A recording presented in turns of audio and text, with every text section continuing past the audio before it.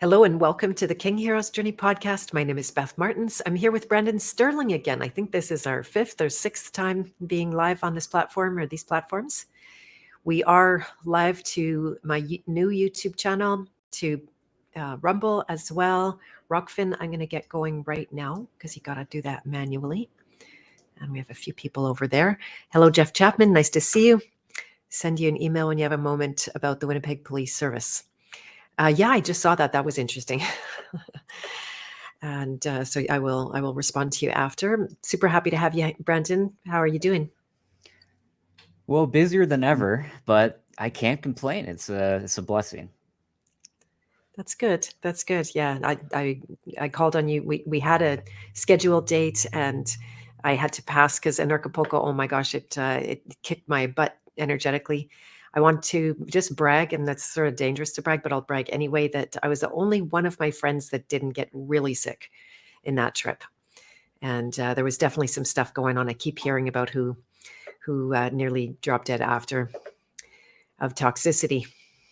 But so we are live on Rockfin. If anybody would like to jump over there, then here I'll just grab a link and throw it in the chat. Hello would be nice. I like your name. Reads really well. Janet Melody is here saying hello to you, Brandon. And great. So we'll get started. Today we're going to talk about the archetypes of controlled op. I feel like I have Tourette's syndrome on this one right now because I keep saying it over and over again. I also talk about sacred purpose the same way, tenaciously. We have our callings, things that we talk about. Brandon is an expert in the economics world, the private domain. Not as much public law has been your interest, but definitely the private as your safe haven portfolio helps people to privatize their finances so that they are not nearly as liable. And one of the reasons that I liked where you were coming from, because you weren't born of the truth and freedom movement that tends to invent a whole lot of stuff about worlds that people generally don't know about. So it's easy to fool them. And we like doing our research by watching a video. We don't really like to look at graphs and learn all those words. I do hear you have something coming up that's going to be really interesting for those of us who are, say, newer to the world of economics. You want to talk about that for a sec? Well, it's not just economics, because if you've been following my work, or if you're new, basically I'm a financial polymath, so business, law, markets. And without knowledge of all three areas, you're not going to be financially fluent. And finances is the language of the wealthy. So my goal is to provide financial fluency for everyone and disrupt that whole space. So there will be something coming soon. It'll be accessible for everyone. So I'm excited to roll that out here pretty soon. Okay, great. Yeah, I figured you must have been thinking of me in that context, because there are some really basic things, and especially the language when you say fluency. Yeah, like that's going to be right up my alley. So I'm looking forward to that. And also, you have, along with Clint Richardson and on your own, been up against many of the gurus in the law, freedom, and private domain spaces, and you have very different messages than the vast majority of them. So that's always good and interesting to me to see. And because I grew up with a father who was very into the, whether you call it finance, well, more the finances rather than economics. So I just changed the title of this video, but it rang a lot more true based on what I had learned through him, what you were talking about. And there's all kinds of motives that people have for getting into the truth and freedom world. I know for you it was just being sick of seeing people be led astray all the time and really eat up the words of gurus because they don't know any better, because they're nescient. And hello, Jade Star, nice to see you. I'm glad you're here. Feel free to share this out. I am super shadow banned in all of my channels. It's amazing when I go out into the world and people are like, "Oh, I love your podcast," and yeah, hey, that's nice to meet you. And I'm like, wow, it's people are hearing it, people are listening. I don't really see that. They can't, They take my numbers down. They take my comments away. People can't even contact me half the time. So do visit my website, bethmartins.com, if you are wanting to reach me, because don't think I'm ghosting you or I'm not seeing your comments. It's not like that. And Brandon is a G. Is that like an OG? Were you meaning to say? Or I don't know what G means. Something. OG or genius? A G for genius. We'll take it. Yeah, we'll take it. And you are extremely smart. I appreciate that about you. I always wanting to talk to someone who can think their way out of a box, which is really great. So today we're going to talk about the archetypes of controlled op in the context of your experience. And we may or may not be naming people. There are now 4 other interviews on this subject. If you'd like to go back and watch those, 2 of them did get me to lose my first YouTube channel. Genius, Jason, genius. That's good. And but I still feel passionate about this subject. I'll just say as a disclaimer right now, this is not witch hunting. This is not looking for the are you this, are you that? And I've been in that place where it's been all suspicious and who do I trust? And I found underneath that actual desire, like a child looking for someone to lead me and to show the way, out of Babylon or whatever it is that we're doing. I don't even really believe in that exact sentiment anymore. But having watched a lot of characters, and my mind puts patterns together. My mind hunts patterns. And we all would do that naturally. We just been trained out of it since we were 4 years old or whatever, not to really try to make sense of the patterns. They don't want us to make sense of the patterns. They don't want us to see anomalies in the patterns either. And this is where the work of archetypes can help really simplify the work and get you sooner than later on your own hero's journey, on your own path, on your own truth. And yes, you can take information from a lot of different people. They don't have to have all the right things. I never would claim a guest has everything correct, ever. And, please, if you've gone back through my work on Rockfin, or my blog is the most accurate history of my interviews, don't think just because I had them on that means they got it all right. It's not like that. We're always tasked to be the hero in our own journey. So that's my ongoing mission with this. We will talk about the archetypes and any experiences that you've had around the truth and freedom and law and finance world, of which there is a lot. I'm very curious to hear. And so do you feel ready to just dive in, or anything else you want to share with us? Yeah, I just wanted to share one thing, and this is how I've always thought. Everyone is wrong until proven right. And a lot of these gurus in this space, they can't prove anything. Or their proof is manufactured, which I've come to find. Right, right. Yeah, especially for all the law interviews that I did, and the number of times that I would tell somebody, okay, well, when did you do this fancy maneuver to Yep. get all that money from your trust and your birth certificate and everything? And they're like, oh, I haven't done it. I'm like, oh, well, this is over. Right. Right. What are you even talking about? Not only have you not done it, but now you're wanting other people to test and be your guinea pig and see if they go to jail or not. Right. And it's pretty high stakes in this arena. It's different when you're just learning about a boogeyman virus, but if it's your finances, your investments, your savings, your creating what you think to be legal structures that could actually get you at least labeled, or never mind sent to jail at some point, this is very serious. So I have to admit, I've been a little slow in doing this version of this archetypes of controlled op, just because of the high stakes in it. Before we dive right in, I wanted to let people know that I have created a really good resource to help people learn the patterns. You're going to see some of the slides that I share from my presentation at Anarchapulco. I did a workshop there. And so for free, just with your email, so I can keep a little bit of control over who's there and who's not. I've had controlled ops sign up for this list. And luckily, I might not have caught all of them, but I've caught a few. And then I can know, like, yeah, I'm not sending you emails. How's that? Just, you don't get my free emails. But if you'd like to sign up for that, then you can get instant access. It also includes the 31 signs of controlled op, which used to be 33, but I narrowed it down because there was too many there, and I'm not trying to have a satanic number in that mix or a Freemason number or whatever that is. Whatever people think. Whatever people think. Exactly. And that's why I just won't get hung up on that kind of stuff because I remember somebody was calling Mike Winter out because he had his hand in a certain position. It's like, you got Oh, they it. do that to me because sometimes I do this when I'm talking. Oh, you got to stop with the satanic symbolism. We know you're an agent. Yeah, exactly. So yeah, get over it, you guys. And there are much deeper patterns to observe. And it's also, one sign out of say 31 in one person. I have signs of controlled op.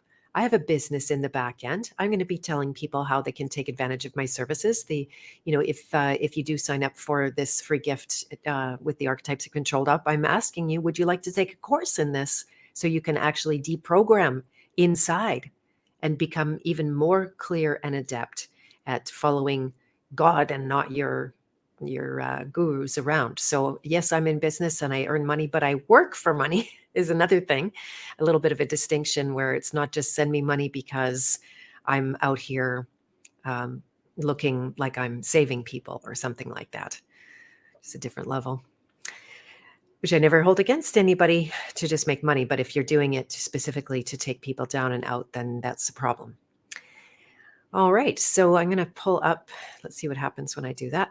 That was what I expected. Good. And so this is just a list of the 8 archetypes. Like I said, this is we're not witch hunting. We are pattern hunting, and we'll go through them one by one to see how do they actually. How have you found them in your world of that you've looked in on? I know we just before we started today, we both said, yeah, we're like barely subscribed to anybody anymore. I'm But literally none, subscribed to nobody. right, there you go. Well, my own channel. Right, That sounds bad, but yeah, yeah. yeah. Don't I just like you said earlier, everyone's looking for a guru or a savior, and they're just outsourcing, which is good if you're in a business setting, outsourcing certain things, of course. But when it comes to the things that I often find that people are looking for in this space, you're just not going to find it. And it's not going to get you off the hook, right? It's not going to it's not going to relieve any of your responsibility. It's not going to mean you don't have to learn. And that's a big lesson for people, I know, myself included. So, so the first archetype we're talking about here is the candyman.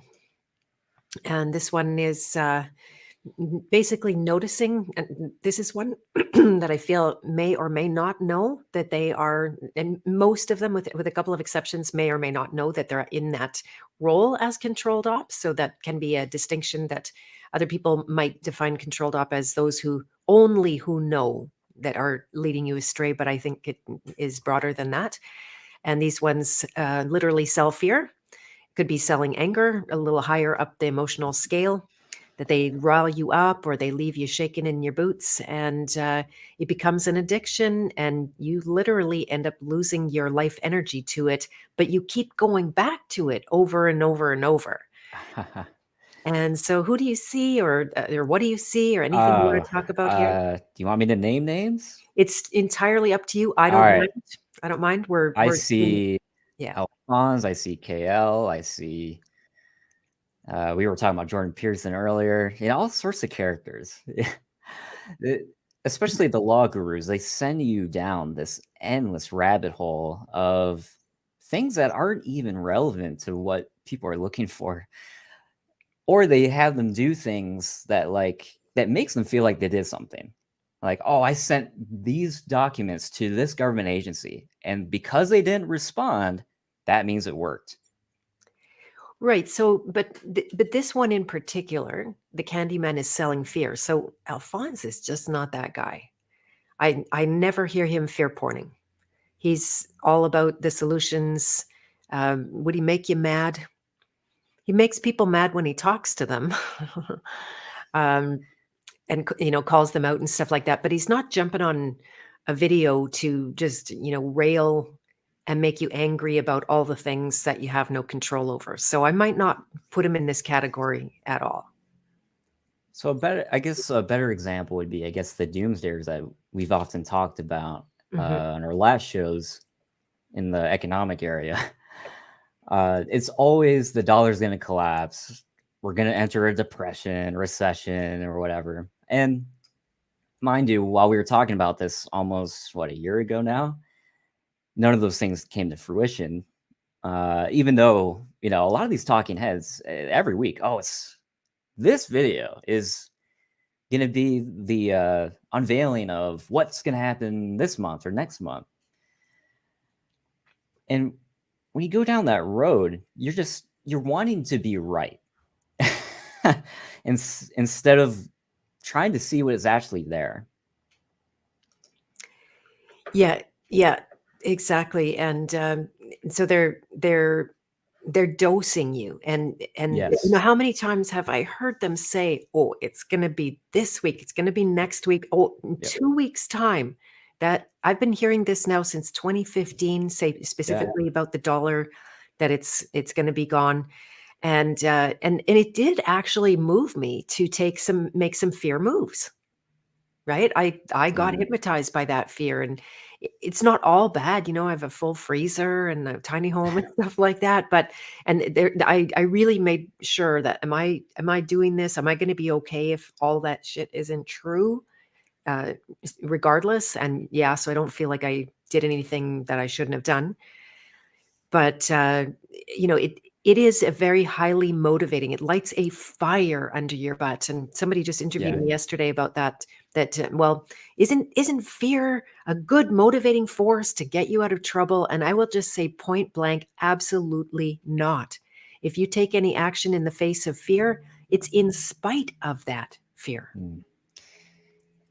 Yeah, they're always saying, sell everything, go all in on crypto or precious metals, like Jade is bringing up. Mhm. Uh, if you don't buy the precious metal that I have the affiliate link to, then inflation is going to outpace you. But we've done the math, Beth, on your show before. Silver is the same price as it is today as it was in 1979. So Right, how's that keeping up with inflation? right, right. Now, Yeah. another thing that brings me to the candyman archetype. Now, I see this a lot, probably because the algorithm knows I'm a young guy. They're always sending me like the red pill dating space stuff, like women bad, all this stuff. It's just like they want men to feel hopeless, like it's just all over for them. They won't be able to find anyone. All women are delusional, which I get it. A lot of them are nowadays, but I mean, it's just I hate seeing that, and I try to dislike it every time it pops up my feed because it's just like, man, I don't get how people could watch this stuff. Right, that's the addiction part of it. Yeah. They're hooked. And I was hooked at times too. And I would always ask myself, oh yeah, how do I feel now that I took in 95 minutes of fear? And yeah, I feel like shit, and I'm almost getting suicidal, and I'm gonna go to bed anyway, or like, and then it got to a point where, okay, Beth, okay, yeah, you want to turn that thing on, or at least to say from my world, because it's good to bring fear up to your awareness. If you don't bring it to awareness, you can't feel it and you cannot let it go. So you can turn it around for yourself and say, okay, I'm going to listen to Scary Guy for a while, and then I'm going to release the fears, but not let them move and motivate me. Well, the reason I brought up the law gurus I named is Mhm. because they don't really like picture it. They don't pitch it like, oh, if you don't do this, then XYZ is going to happen. It's more like, if you don't follow my thing, then you're not going to understand law at all. Right. And there is some inherent scary things. So there's a lot of people in trouble with the law that have, in Canada, it's endless with quarantine tickets, or they didn't wear a mask at the right time, or they, whatever scenarios, stupid scenarios are going on. And there's very real consequences. We know people who are into six-figure fines at this stage of the game. And so yeah, you're right. There is an underlying fear there. And there's a lot of bravado too that gets Yeah. people pumped up. I feel very passionate Mhm. about helping people with that, but they don't think they need any help. So what Right. what about Yeah. yeah, sorry, Oh, go ahead. go ahead. I was just going to say, what about the crypto space? I know a little bit about how you Oh, feel on that one. you know, everyone says that they made money off of crypto, but I know more people that lost on crypto than won. I don't really know hardly anyone, unless you got into crypto back in 2012. Good for you, but majority of people got into it at the height in 2021 and then lost tens of thousands. So be careful. I mean, you're seeing a lot of the crypto gurus pop up again out of nowhere after 3 years of being uh, in shame and hiding. And now they're starting to pop up again because finally, after 3 years, crypto is starting to get to where it was originally 3 years ago. So they're basically saying it's not really a fear pitch. It's more like, oh, if you don't get on this, you're going to miss out. And I'm saying this is the best crypto or whatever. So get into this one. Meanwhile, they're planning to sell while you guys buy. They're going to sell into strength. So, the crypto space right now, especially, is very toxic. And it's more popular than ever, right? That people are all chirping about BTC and the numbers there. And yeah, Which is worthless without the dollar, by the way. right. Right. So how can you talk out of both sides of your mouth at the same time with that the dollar's going to die, and then what with crypto, right? Yeah, it's just so many layers of cognitive dissonance. I mean, really, all these different subjects and all these gurus that they push. I mean, it's it's. I get how it's overwhelming for people, Yeah. Yeah, it really is. So you and have that's to, why I'm so passionate about showing people. Okay, well, how do we filter out information? yeah. Yeah, exactly. How to look at the facts, right? Let's talk facts and not from an emotionally charged place, which is my specialty. I always thought you and I would work really well together on that. So, if you like, we can talk about the second archetype that I call the Oh, grifter. Now, this one's sure. super like shooting fish in a barrel, eh? Yeah, I when I think of really almost any influencer out there, uh, they're most likely going to fall into this category as well. Yeah, yeah, and so we've, in a way, we've talked about it a fair amount of it already. You got the law solutions that there's the whole change your status, change your birth certificate. I know you've said a lot about that, but do you want to give a little snippet on it? Yeah, I mean, we have seen that the status paperwork that you send the IRS and all these other organizations, they they think, well, they don't respond, so that means we did something. Well, no, that anyone can send anything to any organization doesn't mean that someone physically opened it, saw, and like, oh, okay, yeah, we'll put him on this list now. No, people, that's not how it works. You did not create that social security number. You did not create that birth certificate. Maximum law, you cannot control what you did not create. It's really that simple. Right, and that flows right into the state national guys. There was one at an Acapulco, Mhm. and I've interviewed him in the past as well, and I knew to steer clear. And then, can you give the Cole's notes on why you shouldn't become a member of somebody else's corporation and think you're free?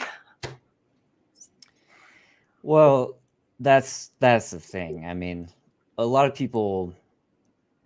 This is what I said on my one video that went viral about state nationals.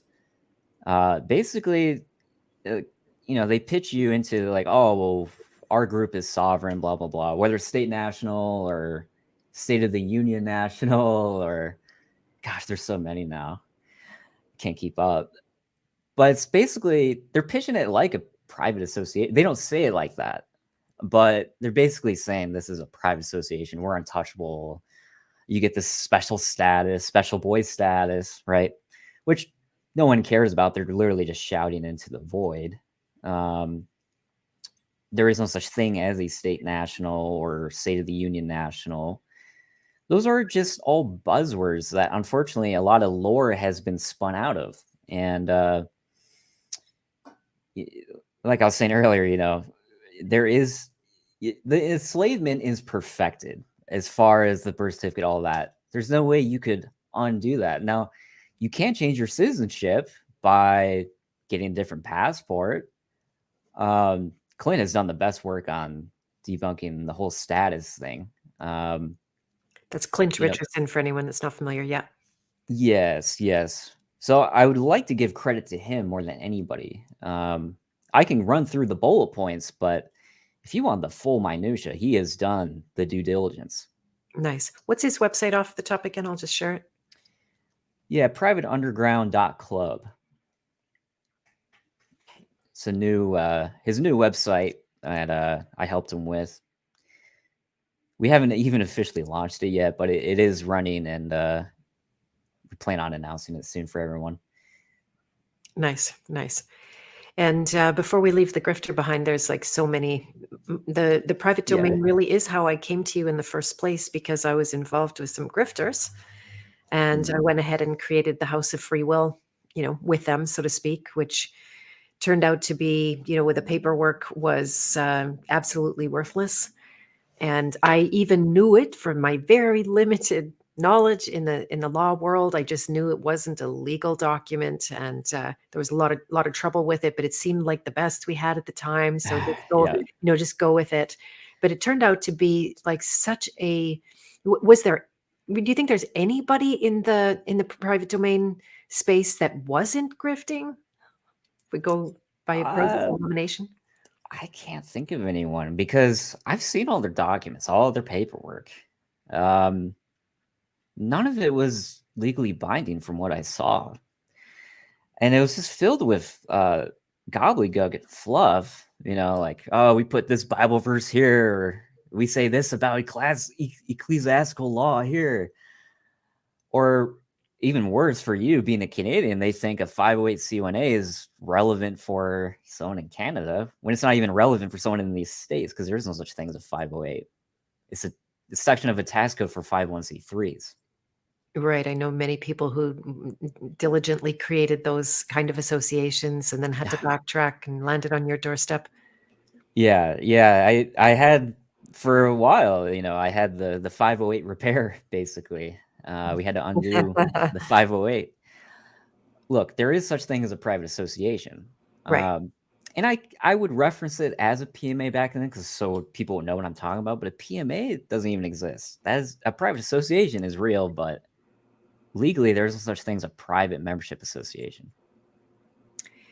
There you go. Yeah, and the actual system for becoming private is not that you're going to get yourself out of all of the things like taxes, right? That's I know that's been a big subject of yours, just to repeat. Well, And there are tax minimization strategies, but just because I send this one, Form 56 to the IRS, that doesn't wipe your tax liabilities. People don't understand what creates a tax liability in the first place.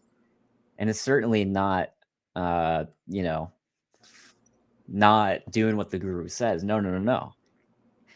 So, yeah, the gurus often say, well, you send my paperwork to the IRS and you'll never pay taxes again. And if that was true, everyone would have already been doing this. My high net worth clients would have already known about this. Trust me. No, it's never that easy. right. There are, if you understand how the tax code works, which none of the gurus will ever learn because it's over, 7,000 pages. Mhm.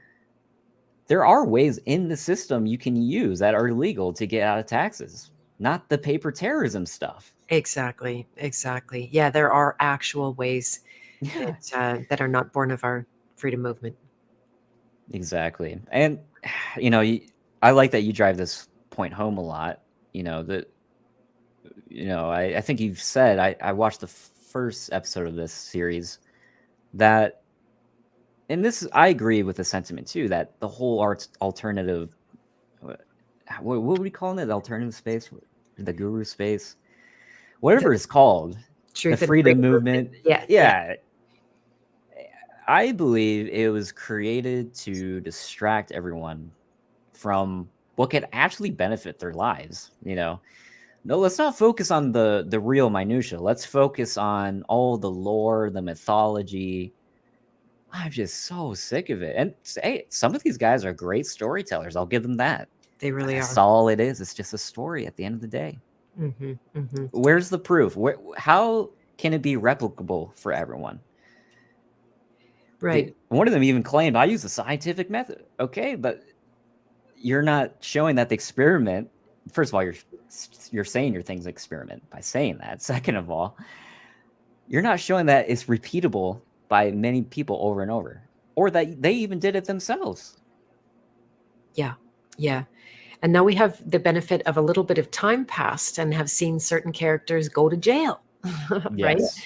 Yeah. Or So, loose cases. Yeah, exactly. yeah. Yeah. And a lot of people, a lot of names that they think are good that reach out to me. Oh, what do you think about this guy? Like, I'm just like, oh my goodness, we're gonna have to start at square one. Yeah. Yeah.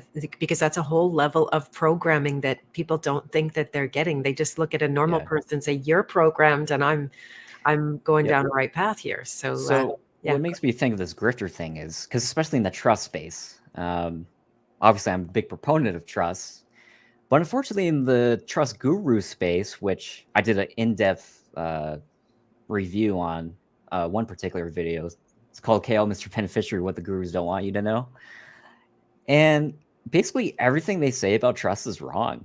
Like the first premise they use is, well, if you don't buy my course or my education and you try to get a trust anywhere else, it's going to be a public trust. But mine only is private. Everyone else's is public.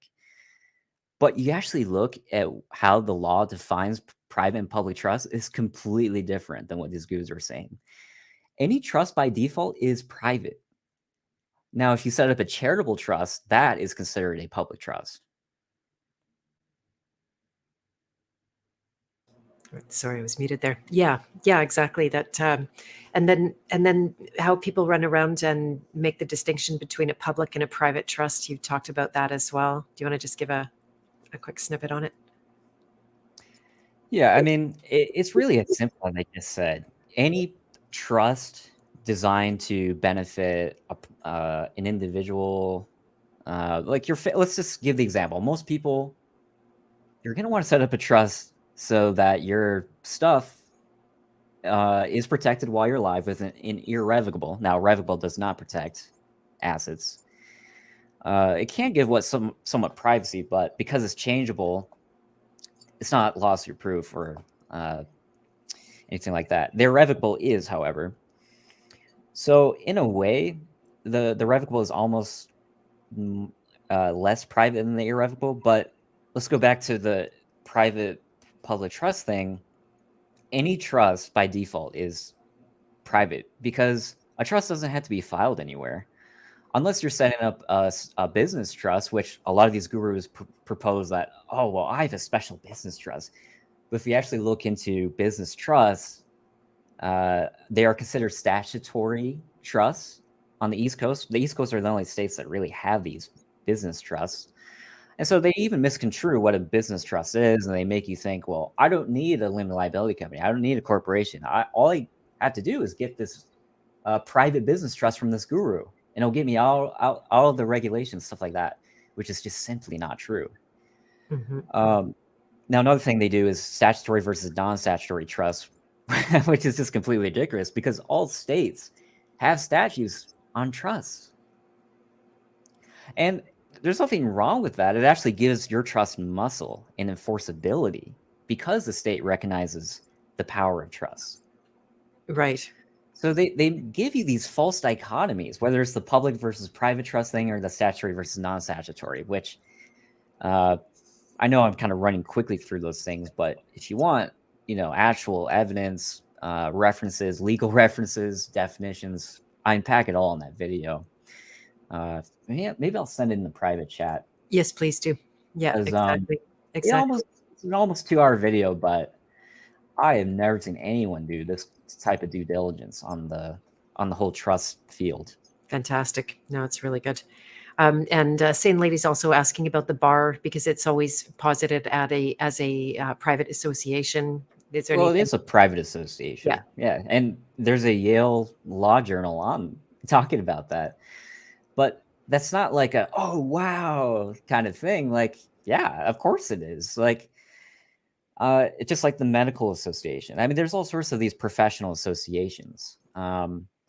So it's good to know that. Don't get me wrong. There is an aha moment that comes with that. But at the same time, it's not like it makes them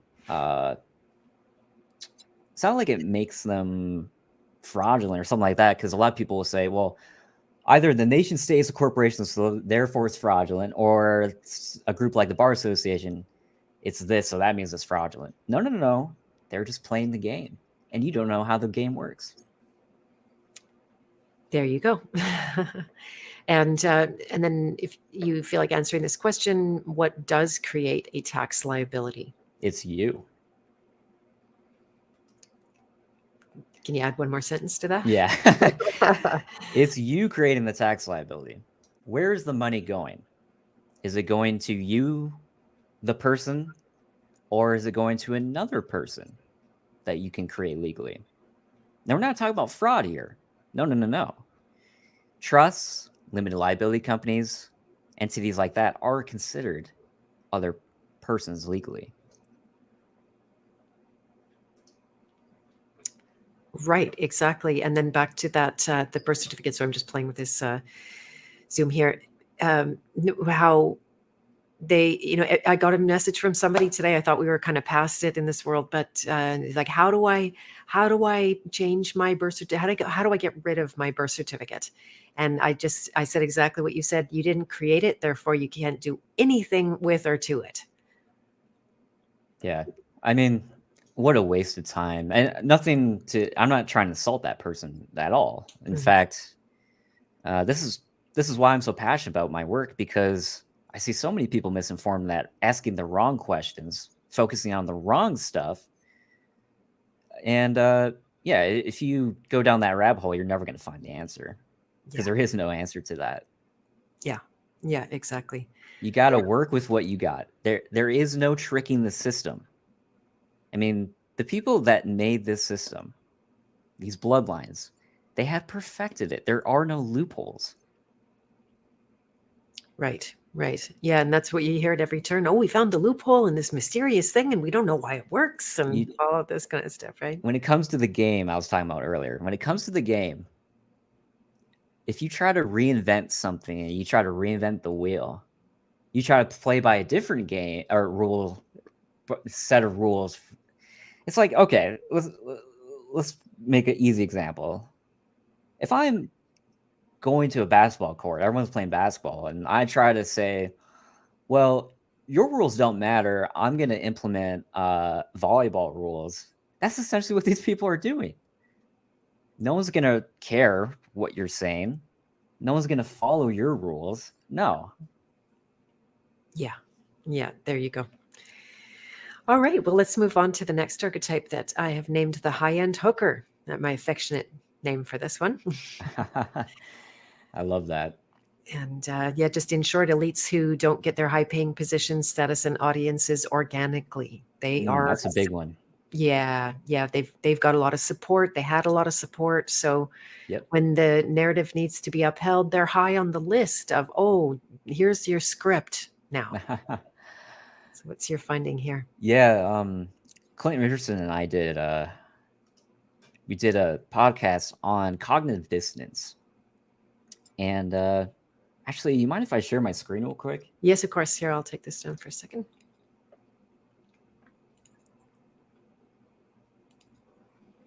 Let's see here. All right. Can you see that? Yes, we can. Okay. Now, I already hear some of the people getting triggered. Oh my gosh, he's pushing the whole Russia bad thing. No, don't fall for that, guys. And also, I don't promote Rand. However, they did a really good piece on cognitive dissonance. Now, they use the example of Russian propaganda, but you can actually apply this to anything else. So, kind of like you said, you're talking about how they're always at the top of the list. Well, this article goes into how certain channels are cross-promoted by other channels over and over and over. And those same channels that are cross-promoting each other, they had the same talking points. that they say over and over until it's drilled into you. And then after a while, and this article goes through the full minutia, but basically they display it's a psychological trick where you hear the same thing over and over from basically an echo chamber that you found yourself in accidentally. And because they're all saying the same thing over and over, now if anyone doesn't fit that box, which I don't fit that box often for people, oh, this guy is evil. This guy is controlled op. Hmm. Hmm. Yep, So exactly. that's called a I'm probably getting this wrong. I'm trying to go off the memory because we went through this months ago, but basically it's like a cognitive heuristic where they basically just get lazy and just rely on the same talking points.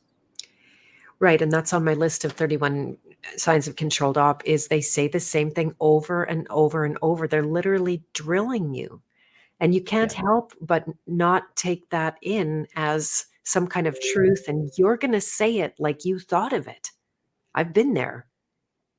Yeah. Oh yeah. And I'm not saying I'm exempt from falling into this in my earlier years. Mhm, We all have been there, most mhm, likely. mhm, mhm. Yeah, exactly. So this is not to make anyone feel bad or, just beat ourselves up. This is learning.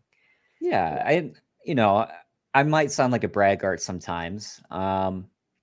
I try not to be, but I'm just so confident in the things I say because I've done the due diligence. Right, right. You're not guessing. Yeah, and there is a punchline, by the way, to the archetypes of controlled up gift that I have, and it's about how the two qualities of being certain and uncertain actually break down into their own archetypes, masculine and feminine. And there are ways to be more certain. You'll never kill that feminine uncertainty. There will always be at least a shred of, possibility, and then never mind the nuance behind it, because you can just point a finger and say, oh well, they're controlled up and they know it and they're evil. Well, you don't really know their heart and their mind and their Yeah. motive, and why they're doing what they're doing. Are they have a gun to Yeah. their head in the back end? Are they really so? Probably not. Probably not. Yeah. I got accused the other day of being a Chinese spy because I talked about Putin's Tucker Carlson interview. I mean, it's just come on, people. But yeah, no, that's a misconception. I'm glad you brought that up. A lot of people think these people are directly CIA agents or whatever. I don't think most of these people are. In fact, uh, I think certain information was pushed their way, whether it's through algorithms or direct contact, and they mistakenly fell into it themselves. It's not like you said, they had a gun to their head. And even some of the gurus I've called out, like KL and Rice recently, they like to accuse me of being an IRS agent, but yet they can't defend any of the stuff I say about pointing out, hey, you got this wrong, you got this wrong, or hey, this thing doesn't actually exist, or you manufactured this proof because you had this screenshot, but when you actually look it up, it doesn't exist. And there's so many things like that. And my guess is Rice probably doesn't know any better and just trusts this guy completely. Mhm. So, it's just stuff like that. And, you know, like the person accusing me of being a Chinese spy. I mean, obviously, those that know me in person, if I was a Chinese spy, it'd be a much better situation, probably. But no, I think these people stumble into these talking points because of influence. So yeah, once you get into speculating people's, life behind the camera, you really don't know unless you know them personally. Exactly. And in this case, they definitely wouldn't have a gun to their head because they're hookers, right? Mm, Prostitutes, they work for money, they work for fame, they work for yeah, something that, and what's the heart of the prostitute archetype is that you feel like you won't survive without it, right? If Joe Rogan was to lose his $250 million a year job, what would he do? Right. Then that in his mind, he would be a nobody, or he'd be on the street, or maybe he'd be like a Tucker Carlson that just goes and does his own independent thing. Independent. Yeah. Yeah. It it astounds me that people like him, they'll supposedly leave MSM, but then they just double down on the same nonsense. So yeah, I don't know who's running Carlson. I have my theories, but it's just theories at the end of the day. Mhm. All I see is the results getting put out there. And like the most recent Putin interview, I did a in-depth breakdown.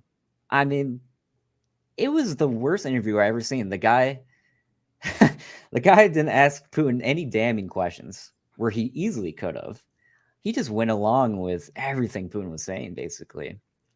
So it was, you know, and your experience in the interview world. I mean, that's not how interviews should go. I mean, you can't agree with everything that your guest is saying. I mean, I guess you could, but it's just, I don't know. I find it interesting that people think someone like Carlson is a hero. Um, you just gotta look in the guy's background.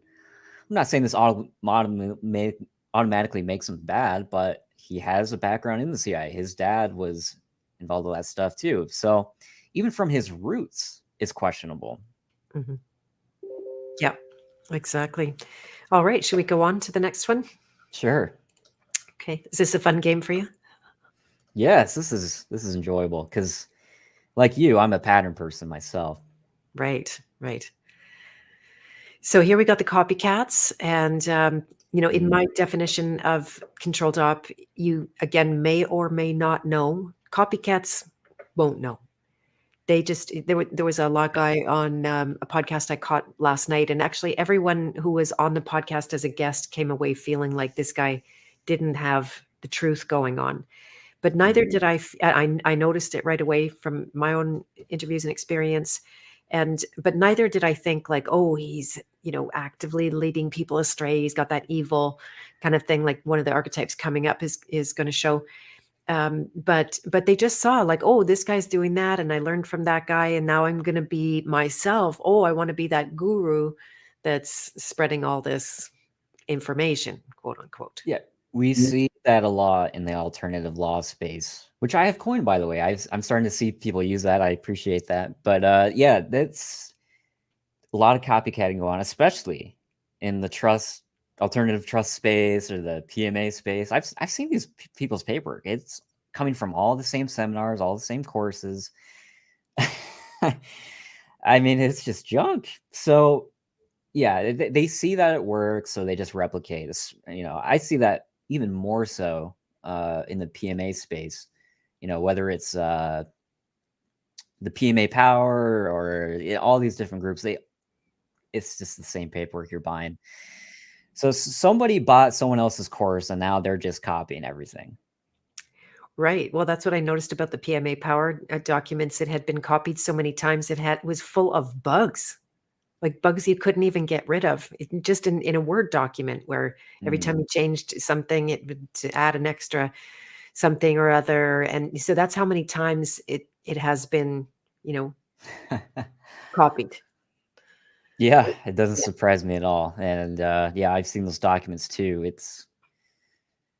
Well, anyways, but yeah, the copycat. We see that not only in the alternative space, all over the place. I'm thinking of financial talking heads too. Mhm. Um, so y- yeah, that's the thing. I mean, I I don't even know because I wonder if some of these people are even self aware enough to realize they're copycatting. I don't know if they are. For sure. Exactly. That's how innocent it can be. What do they say, that copying is a form of flattery. When you like something, you go copy it. And there are different levels where you just simply like rip a system and call it your own, or where Yeah. you take some information a little here, a little there. That's more my style, where I've taken a lot of information from a lot of different places and I credit them when I use the work. But, so many people would say and agree that there's nothing new under the sun, so it's all a kind of copycat, and in a way, that's No. what I liked about you. You said, like, "This isn't my creation, how I work with people. I didn't invent this. I'm not the inventor. And I'm like, Yeah. oh, good, right? Like that's good in a way. But this Yep. is in the public arena of finances is because everything's codified. You're not wanting to be the inventor, right? Yeah, like I was saying earlier, if you're completely ignoring the rules of the game, you are going to be just plowed over by the system. I'm Mhm. not saying I'm a fan of the system. Look, I mean, we all want it to be different, but let's be honest with ourselves. It's not going to, a group of 200 people online is not going to change the whole system. Mhm, mhm. Yeah. Yeah, exactly. All right, so let's go on to the next archetype that I'm calling the clowns. When we talked about it briefly in advance, you said that you could right away think of some clowns out there, and they tend to tell the truth, but they tell it in a way that really discredits the truth. I always like to quote the jumping up and down on tables or Sometimes Dolores literally. literally, and Tom Cruise. exactly. Like one of the last videos I saw of Dolores Cahill was her throwing a table over in front of a court that was supposedly barring her from getting into the court. And she threw it over there, sure, like this. And the big Oh my drama. goodness. Yeah. I Yeah. haven't seen that. That's funny. Oh, yeah. That was funny. I watched several times and got a big laugh out of that. Well, the funniest thing is it's kind of sad actually, but the funniest thing is when I see people go into court and say, "Well, I'm a beneficiary of the trust and blah blah blah." The court case is a trust. I mean, that's just clownery displaying right there. I mean, actually in that uh, trust guru video I mentioned earlier, I included a screen capture of someone doing that. And yeah, next scene was them walking out in handcuffs. But yeah, I allowed the. Oh man, I really want to name someone, but I know a lot of your audience would hate me for bringing them up. But Do it. they often will mask themselves as comedians or something like that, and it's just like Mhm. you're not actually being funny though. It's like you're being serious, but you guise it under, oh, I'm a comedian. Yes, exactly. It can be this fallback position, like, oh, I should have called myself a comedian because then I wouldn't have to be accountable to anything that I say. And, Yeah. yeah, so I agree that that can definitely be a mask. And whether they're using it actively to mislead people or like everybody, they despise having responsibility, because that's one of the biggest fears, I think, next to death itself. You can't tell, but yeah, that's the Yeah, and then in the spiritual world, you got the woo woo types, or you got the Joel Osteens, which I believe are clowns. yeah, Really just heads up. propped up to make Christianity look stupid. You know, Right, right. There you go. Yeah, and Alex Jones always comes to mind in that's this that's one. a really good example. Yeah, because he. I get how it's funny to watch, but that's really all it should be. I mean, the fact that he's been talking about the same stuff over and over for years. And look, you talk on air for 3 hours every day, you're going to be all right on some stuff eventually. But yeah, I mean, how many times has he said, "Oh, this is it. This is the end of the world." Blah blah blah. Buy my supplements. I was just gonna say, buy my supplements. So yeah, Alex Jones, great example. Right. And the calling here through this recognition of the clown is, be more discerning consumers, or at least more honest with yourself. Like, okay, I'm Yeah. tuning in with a comedian so I can get a laugh here or there, but don't fool yourself that they are your leader or that they are going to save the day or even do what they say, right? That They're running a business, they're running and a in the business. business of a content creation. Now, mind you, I am a content creator myself, my Me YouTube too. channel, but Yeah. what I've come to find, and I try not to do this, but shock value, controversy, that's what gets views. So these people are just chasing views at the end of the day, especially the clowns like AJ. So I respect the business savviness almost, but yeah, I mean, you should see it for what it is. Exactly.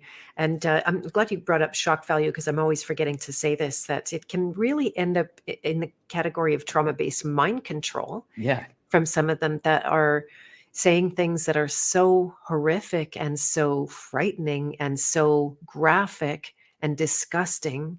And yeah, you can sort of forgive that once here and there. I'm sure we've all repeated the unspeakable, but when it starts to, you hear it over and over, and it's like a narrative. It's like, yeah. why do you need to repeat that Well, horrific it's just like thing? the drag queen story hour that everyone's still talking about. And like, I hate to say it, but like the conservative space, they really made it more popular actually than it should have been. It's Right. really not that common as they think. Like, oh my gosh, it's happening on every corner. They're gonna brainwash your kids to be gay. Exactly, and that's what happens in our world. I wake up every morning and there'd be some new scary video on my Telegram Yep. saying that, oh, some woman wanted a wheelchair ramp. So the Canada government said, well, you could just kill yourself and use the medically assisted dying instead. And like, no, they didn't. I know Right. people whose families have used medically assisted dying, and the process is extremely stringent. And you don't like apparently, they said, oh, a 14-year-old signed that she was going wanted to die, and then by the weekend she's gone. No, that's not how it works. That our system, so that's the kind of thing. And then we go and spread that everywhere, and everybody's Yeah. all afraid and traumatized about it. It's Yeah, not I saw even something about true. the Canadian health bill floating around there. People are asking me, "What do you think about this?" I'm like, that sounds like a waste of time. Honestly, I'm not going to look into that." Yeah, exactly. And it's not new. Everybody's treating it like it's new, Mm. but it's not new at all. That we've been in this arena for a Oh, long just time. like dollars being digital. There's nothing new with that. That's been a thing since the 1980s. Yeah, yeah, exactly. James said the Streisand effect. I'm not familiar with that. You neither? Well, I guess in what reference is he talking about? I go Um, right to thinking about her nose, but yeah, I don't know. Maybe oh yeah, I don't know. That's well, all. it is an attempt to suppress information. Um, Mhm, so yeah, I'm sure that some of these gurus do use that. mhm, But really, I just throw that under the category of cognitive dissonance. mhm, mhm, exactly. And just Brett's making a comment here that you don't think that's clownish personality. So we're a little circling around this archetype. So yeah, I agree. Well, That's not. I'm not denying that that stuff exists. It certainly does, and it's Mhm, evil. But mhm,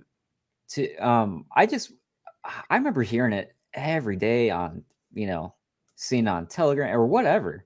Just every day, conservatives were talking about it. And it's one thing to talk about it, but it's another thing to actually shame people for doing that kind of stuff like that, which they're non-confrontational most of the time. They're not going to do that. mhm, So another thing is, why the hell do you have your kids in public school? mhm, If you're complaining about it so much, well, then homeschool them. I don't know what to tell people. mhm. What do you expect if you put them in public school? Right, right. Yeah, I'm always so grateful my son is the age he is and the intelligence level and discerns things for himself. He says about half the kids are have a pronoun of some kind or Yeah. another, so that's interesting. But that was exciting for me because it meant the other half didn't. And I'm like, yay! Mhm. It's not that. Yeah. Like I always say, I might have said it on your show before, but Gen Z is actually pretty based. I have a lot more hope in them than the millennials. The millennials are just boomers 2.0 most of the time. So yeah, of course there is a lot of pronoun users, stuff like that, but that's not how reality works, and eventually that's going to break. And I think it has already.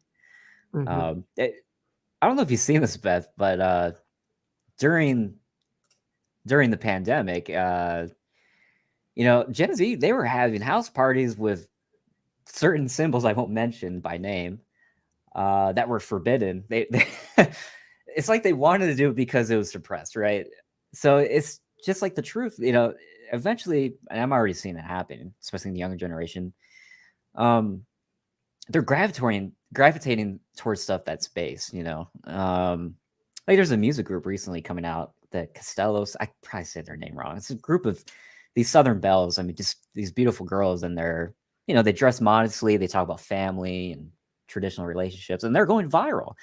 So you can see people are thirsty for that stuff, not the Taylor Swift or the junk that's promoted out there.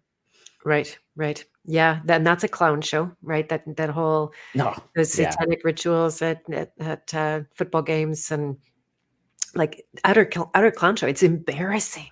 It's yeah, embarrassing.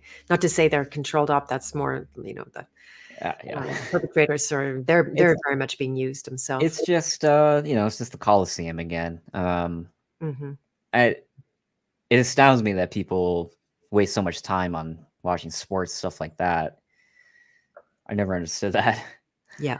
Nothing wrong with playing them, but yeah, to wear another man's jersey and his name and number on my back, I mean, that's probably the most feminine thing you could do as a guy. So Yeah. Yeah, it was funny. Like even locker room talk. I'm like, why are they talking about sex with other guys? That's weird. Like, that anyway, different topic that altogether. can get weird, yeah. Yeah. So Yeah. Yeah. Anyway, I was just hearing about that. All right, let's look at this next archetype I call Satan, again with a lot of affection. And this is the one group that I think they've completely sold their soul. They know what they're doing. They did yeah. wrong stuff. They prayed to Satan or whomever, prayed like that. Oh, I'll do anything to get out of this. Yeah. Well, and a lot of people attribute this to just high level elites, Hollywood types, but I have firsthand experience seeing this on everyday people. Um, Now we talk about Satanists. Now there is such thing as the Church of Satan, the Anton LaVey Church, the mainstream one. But what's even worse is the smaller sects of it. And I did a private presentation on just that, how horrible it is. Stuff going on in their very backyards, which would horrify you in the name of Satan. So it's not just attributable to the elites, the celebrities. Mhm. Um, even some people in churches, they're really, unfortunately, I've had to come across this earlier in my life. Satan is showing up in my life. Yeah, I mean, this is real, but it's not just elites. Mhm. So, And what about? Mhm. oh, go ahead. I was going to say specifically with controlled opposition, where we're at war, and they know the opposition that's us, for lack of a better way to say it, are Yeah. going to show up. So they manufacture this controlled opposition. Are the people that come to mind for this category? Yeah, I've even heard in some occult circles that even names like Anton or what's his name, Crowley, those were just useful idiots. So a lot of a lot of the big names in the Satanist world, I don't even think are even the real deal. Um, don't get me wrong, they're evil, but it's not like they're the real ones pulling the strings. So yeah, there's nothing wrong with being aware of the Satanism, but um, I think it's easy to focus on that more than you know than the good. And let me tell you, I have been down this rabbit hole, and it's not healthy to go down. It really isn't. No, I So, I don't want to see your private video, for example. And this and oh, just I don't post it because yeah. it's only relevant to a certain group I was presented to because of a particular area they're in. But Mhm. yeah, it's stuff you probably don't want to know about. Right, and when I use the category as an archetype, I'm talking about that thing where you sell your soul, and maybe it's Mm. because the guys told you they give you a deal, "Oh, we'll let you out of jail if you lead everybody astray in the law world." Hmm. And you start teaching classes on how to get out of your traffic tickets and how to get out of your credit card bill and how to get out of your right? And Yeah. and so these guys, they start in jail, but they're not in jail anymore. And how did that happen? And now they're this big teacher or guru Mm. and Yep. everything to offer. So, it's pure conjecture on my part. It's literally just seeing into it, but can't can't prove that. This is one place, again, just from the reading of the energy, I would throw Jordan Peterson in here. It feels like he knows what he's doing, not Hmm. only in that high end hooker side, but actively leading people astray, telling them to get poison injections, telling them to mask so he could fly. or take this medication, Right. or Right. see this therapist, which, yeah, I'm glad you brought him up because that whole field, let me tell you, I had one of them admit to me that that field attracts psychopaths or sociopaths because they want to figure out why they're messed up most of the time. Every helping profession can be exactly like that, where people get into it, they're not aware of how messed up they are, but they unconsciously know how messed up they are, so they're attracted to a healing profession. Like, how many sick physicians are there out there? How many of them Yep. end up addicted to the drugs that they have the keys to the cabinet for? How many of them end up burning out or committing suicide like my oncologist did a few years after I Oh, walked wow. away from treatments? Right? They're desperately unhappy people. They're not healed people. Their profession doesn't heal them. In fact, it goes the opposite in further injuring and making them even more unconscious and liable for every little thing that they say. Their hands are tied. They to some level and degree are prostituting to the system. Now you can Hmm. do that consciously and not you can be very aware, but there's some built-in things there. Yeah, it's funny. I was at a estate planning event the other day, and the attorney presenting, she was your typical attorney that pushes the revocable living trust, your plain and vanilla trust, which hey, there's nothing wrong with that. But she was leaving a lot out of the picture. And I, of course, was asking her tough questions. And, basically, I got her to admit, well, I don't care if my stuff doesn't actually help people. I have malpractice insurance.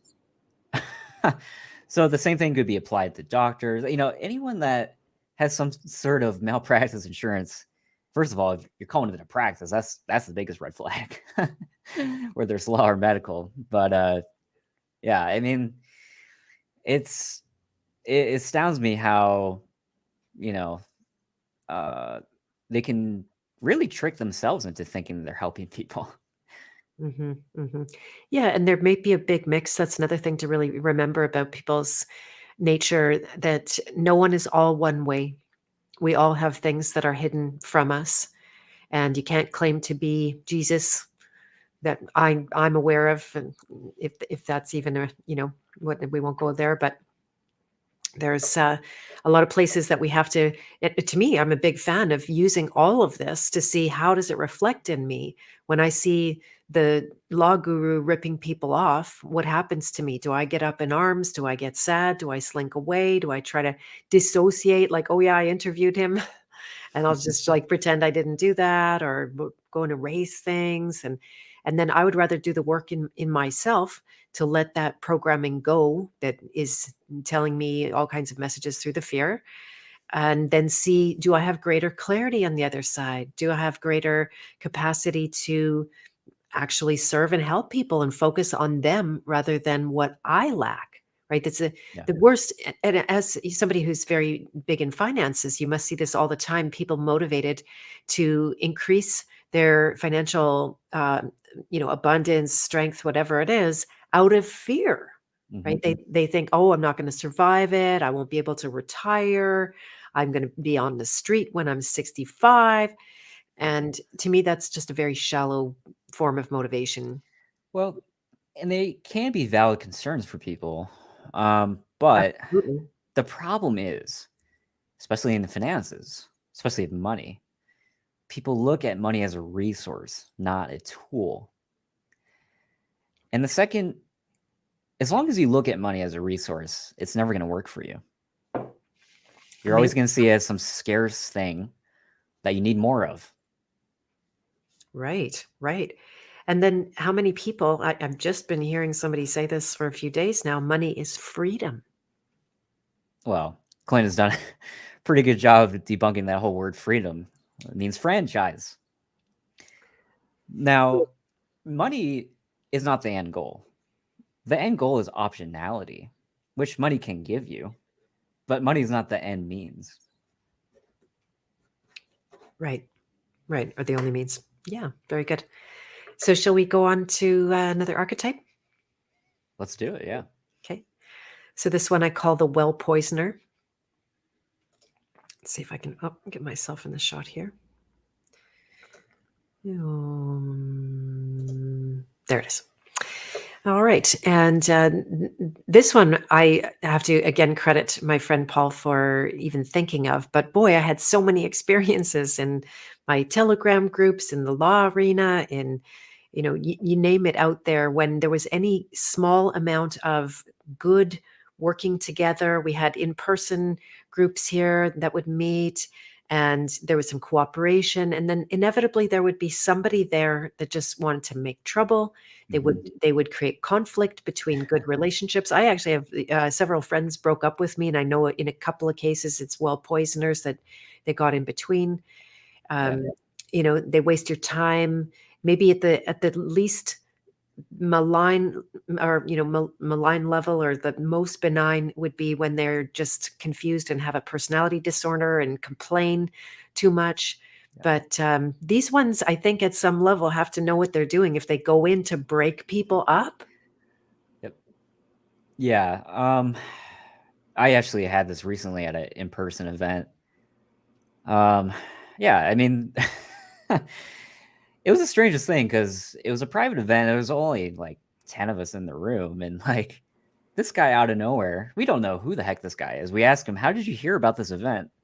"Oh, well, I think it was my wife. She saw it on Facebook or something." It's like, what?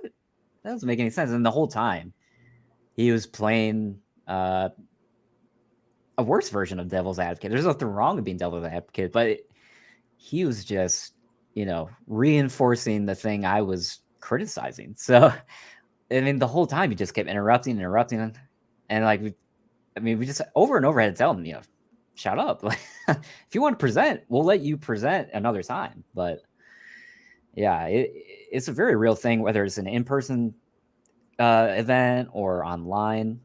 Um, you can see it in the comments a lot. I attribute that mostly to bots, whether it's live chat or comments. So yeah, I mean, there are whole campaigns designed for this sort of thing. So when someone like you starts talking about controlled op, then they shut down your channel, stuff like that. So yeah, this thing, it's probably the most infuriating thing when you're trying to spread a positive message. Yeah, exactly. It's like bugs. You're out in the woods, and you have to keep smacking yourself. You just want to like walk and get where you're going, but you have to stop to keep on like doing this. Yeah. And after a while, you realize like, oh my gosh, I've been doing this, and why don't I? I've had to turn around and just remove people. It happened so frequently where I finally realized like this is poison for this community. They're not offering anything of value, and maybe they're not bad. Again, I can't say beyond a shadow of a doubt that they don't know what they're doing, or they do know what they're doing, but it still is not helping. And it took some time, but there's definitely more harmony and less bullshit going on the groups now that they Good. just, block delete. That works pretty good. Yeah, and I even think some people unintentionally fall into that archetype. Um, and, you mentioned personality disorders earlier. Maybe that's an element of that. Sometimes they may not know what they're doing. Although I will say, especially in my age group, a lot of women were diagnosed with BPD. I often don't think people have BPD. I think that Bipolar. is, like many things, are overdiagnosed. So often people use it as a crutch. They really do. They really do. Those darn diagnoses I just find are they'll always, oh yeah, like first I'll be kind of a jerk and complicated and be hard to follow, and they're like, oh, I'm autistic. And Oh, that's what drives me crazy. I was actually just thinking this the other day, actually mm, yesterday. Because I have a 3 standard deviation IQ, some people will think I'm autistic. Um, but even if a person is autistic, I often think they're more normal than what are considered normal people. I think the other people are crazy. yeah, that can also be true. I mean, intelligence is a good factor. One thing I've learned, and it isn't unrelated, or it is related to the archetypes of controlled op, is that genius does have a connection to damage and trauma. It's one of those things. I think that the more that somebody is damaged, the more, and this is again, like I'm just saying it how I see it could possibly work with the spiritual side of it, is that the damage comes with the gift. Say somebody's gone through something that was so horrendous in their life. I worked with many people. One in particular was a victim of trauma-based mind or satanic ritual abuse, not Yeah. just trauma-based mind control, which includes all of that. Yeah. It's And umbrella. exactly. And, Yep. it was familial. It was the whole community. The school was in on it. It was a trafficking ring. Horrendous experiences.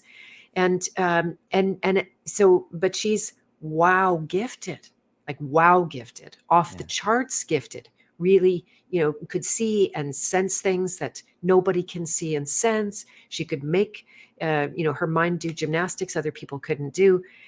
But what I notice about that is that it's not a gift that comes unless the healing is there, unless they really take that healing on. And it's hard because of, if the scale of the injury is so intense, then that's a hell of a firewall to walk through.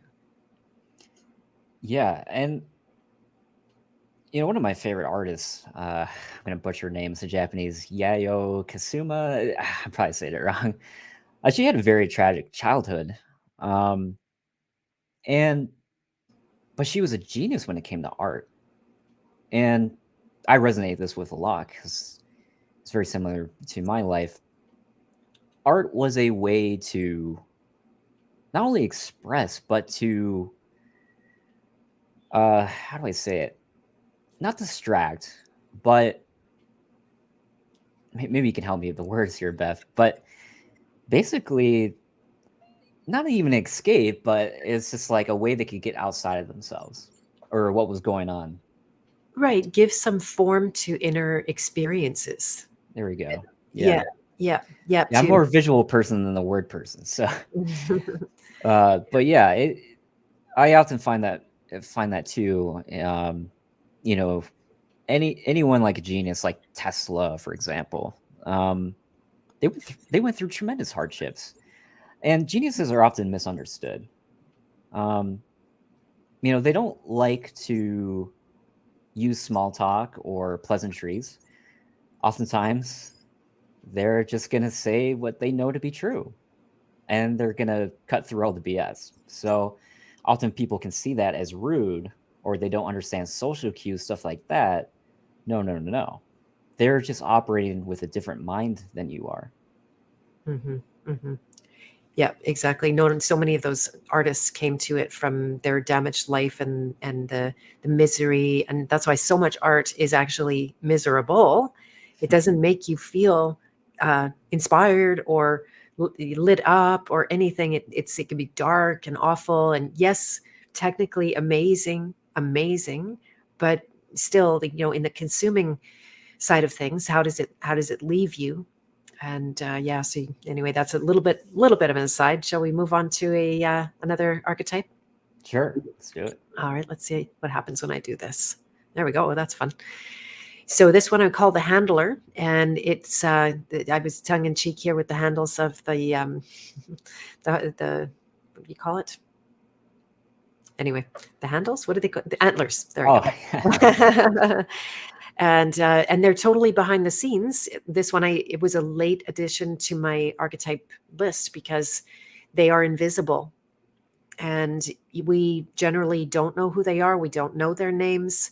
They operate in the shadows, getting people we do know, who we do know their names and their faces, to do this and that. And so they might be bribing, very typical, right? That I've had people approach me in this truth world and say, oh, you're going to be famous and you're going to be rich because you came forward with this important information that, that the Indigenous Alliance owns Canada after all. And like, that was right. Like all this kind of stuff, trying to bribe me, trying to blow smoke up my butt. mm, And those handlers, they know who's vulnerable when people are lost souls, when they're lost children. I was told about that in schools, how when the groomers go looking for those that not are confident and have a good mom that picks them up every day for lunch, or they're the ones that show up a little lost and disheveled, and they're very vulnerable to these guys. Yeah, I experienced a lot of people trying to be my handler when I was younger. My dad committed suicide when I was 16, and Ah, I think a lot of people, especially older gentlemen, they thought that I was looking for a male figure. And don't get me wrong, it's not bad to have a male figure. yeah, Obviously, that should be your dad, but oftentimes I just found that they weren't listening. They weren't trying to learn more about me. It was more like, oh well, I'm gonna try to son you, kind of thing, and not like in a good warm way. It's more like, oh no, we're gonna show you how the world really works, right? So yeah, whether it's something like that, or we're talking about an actual handler in the, let's call it, the information space. A handler can come in all sorts of forms, I think. Spiritual, whatever. So yeah, oftentimes, especially in the religious cults, they're going to find those vulnerabilities and they're going to double down on it. yeah, yeah, Oh, exactly. you want more money? Well, pay us more tithe. Right, right, We're the exactly. gatekeepers of how your finances are going to go while you're here on Earth. So Right. How yeah, convenient. luckily I've never had someone try to handle me when it comes to my work uh, on that end. But yeah, for me personally, it's been more like a personal thing, like I was mentioning earlier. So Right. you might have more experience dealing with handlers than I do. Just in the last couple of years, because people do end up maybe identifying me as someone of influence, which I don't really see myself, partly because of the shadow banning and stuff like that. But Yeah. we're in the, I think, in the same boat. If you, I've learned to see people have credibility because they're not very popular. Yeah. So yes, I think I've had a few brushes with that and really put my foot down and just said, you can't bribe me this time. You just can't. I don't care. If you promise me the money or you promise me the fame or the perfect husband or whatever. Uh, I just don't. I don't know. I decided this time you can't muck with me. Well, the person husband's funny because a lot of women are waiting, and I'll even say this for guys too. You can apply this to both genders, but especially women, I've noticed they're waiting for the perfect guy to show up. And I know this is kind of a side note, but there is no such thing as the perfect person.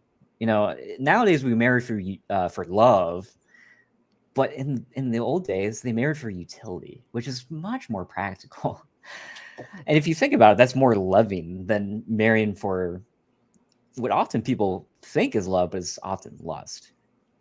Yeah, good point. And I studied in anthropology how marriage really was about social glue.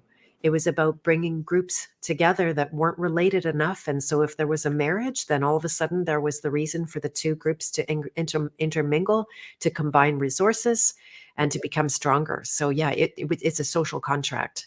Which is a model of the bloodlines, but I'm not saying we should inbreed like they do, but we should emulate, that kind of element where we're thinking more along those lines. There you go. And Brett says I'm his number one female influence. So thank you. That's nice. I'm honored. And so I think we are down to one more archetype. Nope, we're done actually. There you go. So Oh, interesting. Okay. yeah, that's all the archetypes. Funny, I lose count as we go. And then so you can get these slides, by the way, if you would like to have them yourself as something to refer to and remember. And you can get them at this link where I also share the recording of the workshop I did at Acapulco. The workshop was a little bit of a weird one because it was delayed by some tech trouble, and they literally built the stage the day before. They laid the concrete for this little stage, and there was background noise, and there was the woman filling the ice bucket while I'm talking, and all kinds of things. So I didn't even finish the presentation. And as a result, I came and made a whole new video on that very same page. You can again see the signs have controlled up. Now there are 31 instead of 33, so I don't look like a Freemason. And just kidding. We're on to you. Yeah, I know you can see me. Yeah, don't hold your hands like Oh, anything. I know. I can't do any hand gestures anymore, apparently. Yeah, exactly, exactly. Which, you know how it is when you talk on camera. You're not thinking about what you're doing with your hands. I mean, that's just part of being a good speaker is using gestures. So, yeah, you know, uh, just mind you, when someone's on camera talking, they're most likely not knowing what they're doing with their hands. Yeah, and many people are not self-aware even, they're just doing what they do. Is this satanic? I don't know. Like I do this a fair amount these days, and and the link doesn't work. No, it's not right. Thank you for telling me the way. Let me just see what happens here. If I missed something, okay, it works for me. Let me try this again. Definitely appreciate hearing that. Yeah, Beth, I'm glad you're doing the control op thing because, uh, really, the last few years, and I even saw this in your Telegram group earlier today. So many people are just like, man, I am just overwhelmed by how many channels there are, how much information, how many books. Like, I looked into all these different things. I'm not happy with any of it. What do I do? And I think the answer is just consuming less, creating more. Yeah, You amen. know, I Amen. I am always future minded. I'm not thinking about tomorrow. I'm not thinking about today or even next year. I'm thinking in the context, okay, I'm 80 years old. I'm looking back at my life.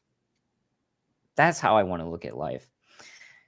And when I look back at the time when I went down the different rabbit holes that there are in these spaces, I mean, hours on hours.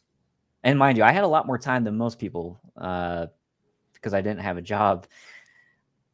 I was just working for my own business. So I had a lot of time. And so, like, unfortunately, when I was younger, I spent it on a lot of different rabbit holes, which I don't even think about at all today because it's just completely irrelevant to my life. Right, right, exactly. And then, so that's you're speaking through the king archetype right there, because they care about legacy. And there's nothing more valuable than looking at your life from the end of your life, right? I had a guru on a mountain who is not a good guy, but I did learn this really good thing from him. And it was, what are you going to regret on your deathbed? Yeah. And we all sit there like, "Blah, blah, blah, blah, blah, blah," what am I going to regret? And he just said, what you regret right now is what you're going to regret on your deathbed. And it's a shocker and it's an awakener. Like, yeah, if I continue with this negative pattern and I consume more than I create, it's the perfect measure. As soon as I'm consuming more than I'm creating, I'm not a happy person anymore. Me I'm not either. satisfied. I'm not, Yeah. right? There's a, It, go ahead. it's dark. Oh, sorry. I didn't mean to cut you off. No, no, no. But Totally. yeah, I especially nowadays and all the age ranges, um, with how accessible, you know, podcasts are and all this different stuff. Um, I, I notice people are just not really thinking about in-person connection really anymore. And I get how some people can get discouraged from pursuing that anymore, especially in the last few years. But I even fell for the spell that like, oh, I'm an introvert, and I really didn't even know what truly constituted an introvert, extrovert. What I've come to found is, and I'm not a big fan of Carl Jung, but I do like this one thing he said, where it's basically that whole dichotomy, which he kind of created, but a lot of people misinterpreted. It's not like the introvert just doesn't want to be around people per se. It's more like, um, I do you like to bounce your ideas off of other people, stuff like that. So often I think people are tricked into thinking that, oh, society is effed. I can't interact with anyone. No one gets it. Everyone's a normie. Or uh, they just, they isolate themselves so much. And all they see is, well, the only the only thing that satisfies the box that we were talking about earlier, that ticks off all the different things inside that box, I can only find in online content. So then they start using, inside jokes, specific language in particular to that box. And then when they try to interact with people in the real world, they don't know what to talk about, and no one's going to know what they're talking about. So I Okay. fell for this. I I just want to say, I hope others don't fall into that trap, which is very easy to do with online content nowadays. Yeah, yeah, I have so much to say about that. And we're all mixed in a combination of introvert and extrovert. There are times when we get our energy from being on our own in our own little creative capsule, and we're just, working at that. And that will come to an end. You will need to actually go out to the people and get some reflection. Otherwise, all of that creation would be purposeless, right? It's Yeah. it's not full of purpose. And then it's the same thing. People think, oh, I only get energy from going to talk to people. Well, are you avoiding being with yourself and feeling what's going on inside yourself and hearing your own head, what the quality of the thoughts are? And you are right, Brandon, that people have lost their skills. Social And skills, especially. that's it. That's the one we need, right? That It's the most important. it is. Because I work with a lot of entrepreneurs and investors. Obviously their main concern is often money, and they think the more I work, the more money I'll make, and that couldn't be farther from the truth. What I've come to find, and this is what happened in my life, I've had times where I only had $40 in my name. I was living on a friend's couch, but it wasn't money that solved the problem, really. It was relationships that solved that problem for me. Relationships let me leverage their money or their resources. Brilliant, right? Because it all comes down to relationships. And boy, this is going to be really big on the deathbed when you start considering, what do you regret? It's going to be the relationships that you didn't foster and you didn't dare to, be in person. I know, like, I more or less live in isolation here, so I can't preach just because of the nature of, I definitely want to live in a world there was a lot more content. Going to Acapulco was amazing for that reason, because we were living right next door to each other, and I'd get up in the morning and there's all the people, and I didn't even get out of my pajamas. I'd just go and have a coconut and we'd talk, and it was organic and it was natural, and there was a Yeah, joy and a sharing in it. And it's like, yeah, this is life. exactly.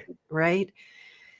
So yeah, That- I dream of That's that. what Go ahead. that's what life is all about. And I have fallen for this too, where you consume truth movement content and then you think everyone is just an idiot.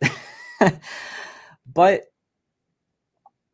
I've often saw in myself, just trying to be self-aware as much as possible, I often was viewed as the idiot by, not being self-aware enough to,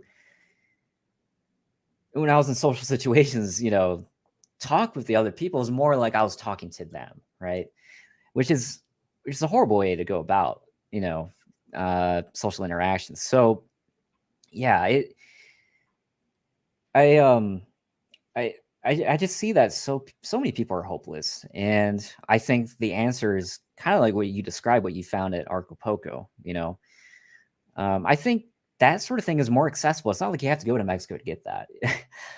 I mean, there's wonderful people I meet every day. I've made it a habit to, when I go to the store, instead of sticking, just to myself, just getting through the transaction or whatever, it's like, no, this is a real person that I'm dealing with right now that's in front of me.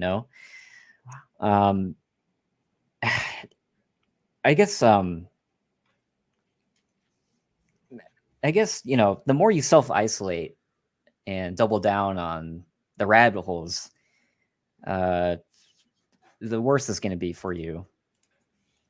Yeah, nothing really good and alive comes out of it. I actually, when I Yeah. got home from one of my trips, I did a video on called social grease is social grace. And I feel the same way. I almost never, there's the odd time where if I'm super low, where I'm just gonna like take my phone out and put my face in it like everybody does in public.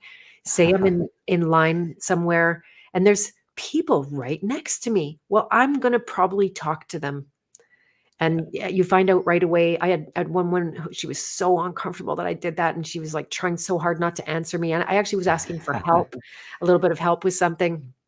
She's pretending I'm not talking, and then I'm a little bit of a bull, and I'm going to get her Yeah. attention. And and she's like, "Oh no, you're okay." And I'm like, "Yeah, I know I'm okay. That's not what we're talking about here." But just that immense. And then I heard her on the phone later. talking so kindly and so nicely and being so warm to somebody on the phone, but that person who's sitting right next to them, for some reason you can't come up with that social grace.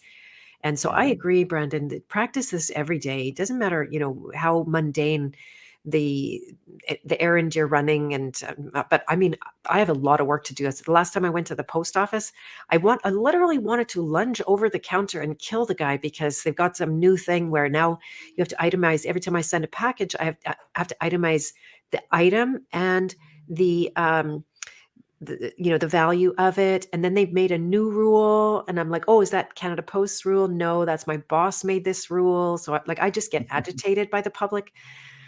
And Sure. I'm not finding people who love and relate to me for the most part that way. Well, But here I do. sure, sure.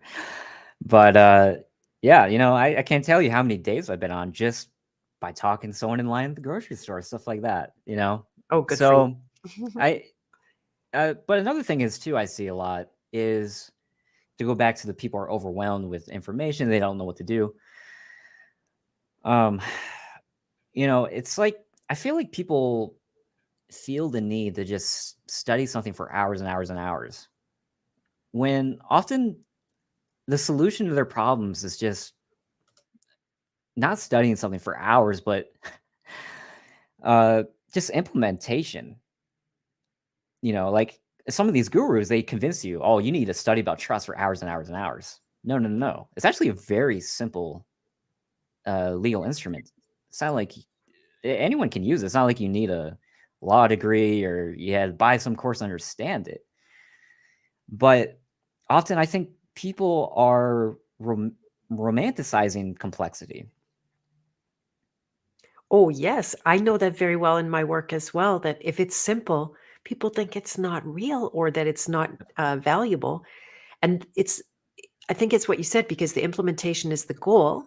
And so the complexity makes it highly likely they won't meet the goal. They Yep, won't actually do the thing. So the complexity is a way out of doing the exactly. simple thing. And I think some of the gurus do that on purpose. Oh, I'm going to have 50 different modules in my course. So that way no one ever completes this thing. But yet they feel like they got value. Exactly. Exactly. Yeah, and it can be monumental. Who was the guy from Pantera? Why am I never remembering his name? I can't I come don't up with know. it. You don't know either, but yeah, it took 2 Crow episodes to describe his process. Really?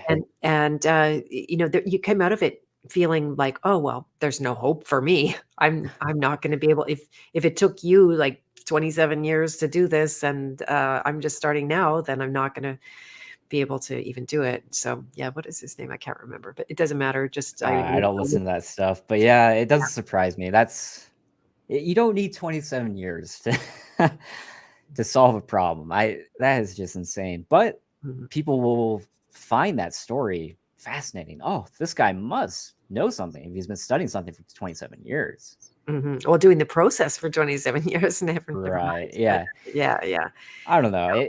If any of the stuff was true that what they describe they can do for you, why are they selling that information? Wouldn't you want to keep that as a secret? Right. Well, I guess that's the grifting thing. It's like, oh, I have something that everybody's going to want because they're afraid, so I will sell it. Yeah. My whole thing is I never am selling dreams or promises. I'm I'm describing exactly what it's for. It's a trust is not to get you all these magic results. No, no, no. It's an asset protection solution. Or when it comes to investing, I'm not going to convince you with $500 you can make millions of dollars. No, no, no, no. I mean, this is a slow, long, drawn out, gratified, uh, delayed gratification. You know, Hmm. so yeah, they intermix the complexity with the dreams and the false promises, and then the false authority, right? Well, I'm the authority in this space because I did this thing with no proof, right? Or the thing that they teach, it's not easily proven. So, Yeah, oftentimes what I've seen in the gurus is what they say actually the opposite happens in court using the exact same stuff. You know, especially in the court of equity stuff, because I know a lot of the law gurus, they talk about how, oh, you just need to know how equity works, and then you can get out of any type of case going on, the court case. And that simply isn't true. You have to, their foundation of how equity courts work is just wrong to begin with. You know, equity, it's really not this magic thing like people say. Now, equity is an element of trust, stuff like that, but it's not like this overarching theme. And just because you say some words to a judge, it doesn't all of a sudden shift the court into a court of equity. No, no, no, no. So, you know, that I did a whole deep dive into that on my channel before, A Course of Equity of Clint Richardson. And yeah, my most recent video that I sent you, you link down there, we found that a lot of these gurus, I found one of KL's gurus that he loves, he used the exact same thing that they try to teach. And you can see in the court case, it just failed. So he tried to do the same motion again, failed, he tried to do the same motion 14 times and it failed. Wow. That's what they call insanity, right? You keep doing the same thing over and over and get the same results. And yeah. Yeah. And in that same case, he was, and I showed this in the video, he was saying, well, I want access to the trust that you created for me, blah, blah, blah. Look, the government, they're not sitting around creating trust for people, putting money in it. You're not worth millions of dollars. No, no, no, no. And they'll often say you're traded like commodities, stuff like that. That's not how markets work. You are not traded on the stock market. Right. What do you think about people who have actual claims that, oh, I saw the number that's on your birth certificate. I saw the number on the. Then show us the transactions, show us the financials of that ticker on the market. Yeah. Pull it up on the market. No one can. Right. So I don't know what to tell those people. Yeah. And even if they produce some type of proof, I would love to see the metadata on that image to see if it's been doctored or not. Okay. There you go. Well, there's a challenge for you. So do visit Brenton on Telegram. This is his channel, t.me/safehavenco. And I know you guys are active on there. I always like to check in. It's one of the few notifications that I keep turned on. Yeah. There's a question from Jeff, if you don't mind, before we start. I saw that actually. Yeah. Yeah. Yeah, we actually talked about that in my Telegram group, and yeah, it's bunk. He calls himself a hedge fund manager, former hedge fund manager. Realize anyone can call themselves that. Now, me being experienced in that world, there's all sorts of hedge funds that pop up here and there. Anyone can call themselves one, but it's just like any other profession. There's quality ones, there's bad ones. So just because he says he's a hedge fund manager doesn't give him any credibility. In fact, I didn't even watch it because I could just see from like the description how they were describing it. It was just such a waste of my time. Basically, he was talking about, I believe, I could be wrong, but I believe he was talking about CBDCs and how you're traded on the stock market, all this stuff. But we found that the UCC stuff he was talking about was nonsense, stuff like that. So I didn't even watch it because I already knew just by the talking points that it's not informative at all, and it's just fear porn. There you go. Good to know. Well, thank you for that. And anything else you want to share with us before we start to close off?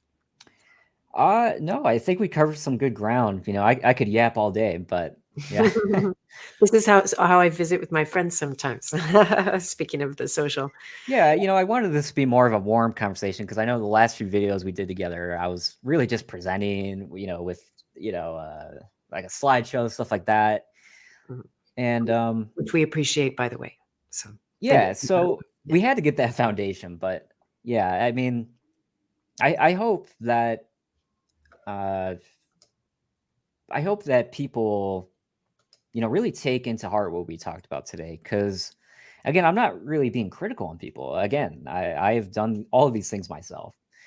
We're all well, I hate the word victim because of you now, but we're all privy to getting into that sort of behavior patterns, stuff like that. So yeah, like I said, I I don't consume content. I don't watch the news. I don't really do any of that stuff. The only news I really look at is just stuff related to the markets. That's about it. So, you know, just be future focused is what I tell people. And I think that's really the best route in life, because otherwise, you're thinking in fight or flight mode all the time, following this other stuff that we were talking about earlier. And that's just not healthy. It's not sustainable. You're going to burn out. You're going to have a mental breakdown. It's not worth it. Yeah. Yeah, exactly. We're in it for the long haul with any luck. And if we're not, then we're leading a good life as you went. So thank you very much, Brandon. I totally appreciate you being here. I'm glad you're able to come on short notice, because I woke up today and I'm doing a live stream. I don't know exactly who it's with. Brandon's my first pick, and there you were. So Oh, so that website, that's an old landing page of mine now. My new updated site is safe-havenco.com. See if I can put that in the chat. Okay, your banner here quickly so people can see that. So is that correct? safe-havenco.com. Yeah, there you go. And is that banner correct that I just put up? Yep. Yeah, that looks good. Okay, perfect. Yeah. So I'll drop Well, yeah, that. I'm not really trying to sell anyone anything. Look, I help people with their finances, their legal structuring, stuff like that. But I'm not one of those guys that's gonna say, "Oh yeah, my solution is the solution for everyone." No, I cater to a particular type of person, and so yeah, I'm not gonna claim I'm gonna free you from the slavery, whatever that these gurus promise. So yeah, Exactly. Yep, just some practical things that people may not know, and you've spent a lot of years already in this yeah, world. because for a while I was just focusing on more advanced financial frameworks and strategies, but I've come to realize that we were talking about this earlier before we went on. People don't even have a foundation, and finance is the language. It's a different language. So I think we got to first start at that. And so I'm excited to roll the financial fluency out for people. Because yeah, I mean, we're just not taught that at all. And then even if you think you're taught that, people don't know what they don't know in that space. Well, I'm excited about that because that's going to be right up my alley. I don't know what I don't know yet, and still very like knowing I need to learn, even though I don't want to learn, but I know I need to learn. So I don't even look at it as learning. It's more like refining. nice, nice, very good, and being with other people in that space too, being able to have those to connect with that you share some values with, and can ask questions. I always appreciate that. I'll ask a question, you always answer very quickly on your Telegram, so that helps a lot. I Yeah, well, thank you so much for being here. I'm just going to make an announcement that I'm interviewing Dawn Lester on Monday at 1 p.m. Central, who wrote a book about she really was a lot of the source of the talk about germ theory or no germ theory in the medical space. Her personal journey is a hero's journey. So she was knocking on my door saying, "Do you want to want me to come on?" And I'm going to have her. And we've got Simon Essler is going to be coming up soon after that as well. We got Steve Falconer that I met at Anarchapulco, who's going to be on. So a few things coming up. If you are interested in my private domain association, that is not a legal kind of a construct, but we are private. We're becoming family. It's been a couple of years this is the second year now that we're relating on a more personal, consistent level. Yes, it's online, but the last time we got together for fellowship on Tuesday was so joyful. I felt like I knew those people. I can be myself. I swear a lot when I think I can't be heard or recorded. And there's a lot of fun in there. Also education, things that are consistently helping people. Brendan did a workshop on the private domain, putting the nuts and bolts in front of people, so there's no big mystery about exactly what that is and how to move forward in it. So you can visit my website, bethmartins.com. and just click around. You'll definitely find the invitation to the House of Free Will, it's called. And then finally, I've done 8 new videos on the archetypes of the hero's journey that I write about in my book. They were outdated, and when my YouTube channel went down, the videos are gone. I can't locate them. I'm sure they're somewhere on a drive, but I swear a lot.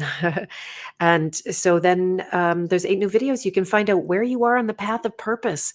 And it's invaluable because you need to know not just who you are, you need to know where you are and what is the context, what are the things that you might have left behind on the path, things that, like you're talking about, living more, not more, but with the future in mind as well. What are you working on? What's coming? So you're not so blindsided by life all the time. And a little bit of insight can go a long way. So in 5 or 10 minutes with this quiz, you can have not only know your archetype that it is right now, and okay, one more link that you'd like me to share for sure. Yeah, I just started a community, and yeah, it's been exciting. Just playing around with that, and there's no really set agenda. Really, it's just people were requesting that I start a community for a while. At first, I was a little hesitant. I didn't know how well it would go, but yeah, we're having a lot of fun now, and it's called Portfolio Club, by the way. And yeah, the platform is really really fun to use. So you've built a tremendous community. I enjoy it, and yeah, great people. So we got about 100 people in there. We're just going to be building on that as time goes on. So a lot of the announcements I was talking about earlier will be announced in there. Okay, And very good. we have a lot of free. It's a free membership, by the way. There's free education in there. That's awesome. Yeah, so you can click that link that's in the chat there, and I could add that to the notes below for anybody that's not on the live. And for all the gurus saying that they have the secret knowledge on trust, I gave away the whole game on trust and everything else. That's available in there for free. Like we were talking about earlier, no one has like actual secret sauce. It's just it's just a matter of being able to compile all the necessary information together. So that's essentially what I did for you guys in there. Brilliant. Yeah, I've made Yeah, you. that's in there as well. So Yeah, exactly. Yeah, so we'll see you in there. Hello to Amos, by the way. It's lovely to have you here. He's saying that it warms his heart when he can attend a meeting, so that's fantastic. And yeah, relationships are where it's at. It's a thing that we can't do anything more than mediocre on our own in this world. So if you want to do anything more like great, then you got to get together with people who know what you don't, and you might know what they don't too. All right. Well, Brenton, it's been fantastic. I thoroughly enjoyed our conversation today. Thank you so much for taking the time. yeah, good seeing you again, Beth, and take care. Okay. Bye for now. Bye, everyone. Bye.